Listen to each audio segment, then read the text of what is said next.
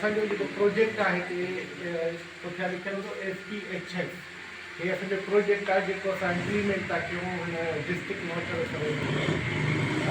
Basically हे जेको project आहे उहो आहे हाउसिंग जो प्रोजेक्ट। जॾहिं फ्लड आई, फ्लड खां बाद जेको आहे माण्हुनि जा घर किरी विया, त पाकिस्तान आर्मी सर्वे कई हुई रेवेन्यू डिपार्टमेंट सां गॾु। जीअं सर्वे में जेके नाला एप्रूव थिया उन्हनि उहे एप्रूव करे उहे असांखे ॾिना आहिनि, त असां उन जो पेमेंट प्रोसेस था कयूं।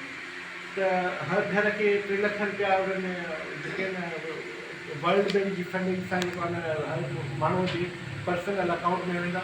त असांजी जेकी साफ़ो जी टीम आहे उहा टीम में घर घर सर्वे करे जेके नाला आइडेंटिफाई थिया आहिनि उन्हनि जे घर वञी उते वेलिडेशन कनि था, उते वञी उते जेके लोकेशन में उन जा पूरे पिक्चर कढनि था, NIC वठनि था उन माण्हू खां। उहो जेको माण्हू हक़दार आहे बेनिफिशियरी उन खे जेको आहे न वरी बैंक में अकाउंट खोले था ॾियनि। अकाउंट खोलण खां बाद असांजी 10-15 ॾींहं जे अंदरि पेमेंट प्रोसेस थी थिए।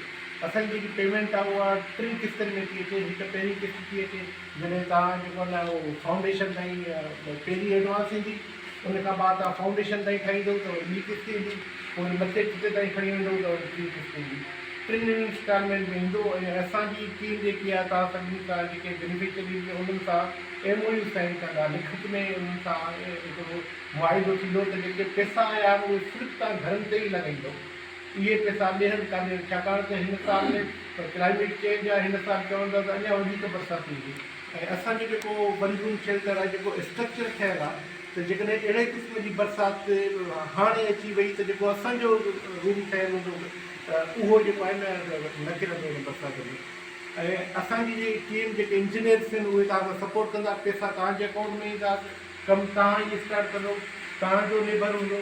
ऐं असांजे जेके इंजीनियर आहिनि उहे तव्हांखे सपोर्ट कंदा त जहिड़े तरीक़े सां उहो स्ट्रक्चर खणणो आहे ऐं उनखे ठाहिणो आहे।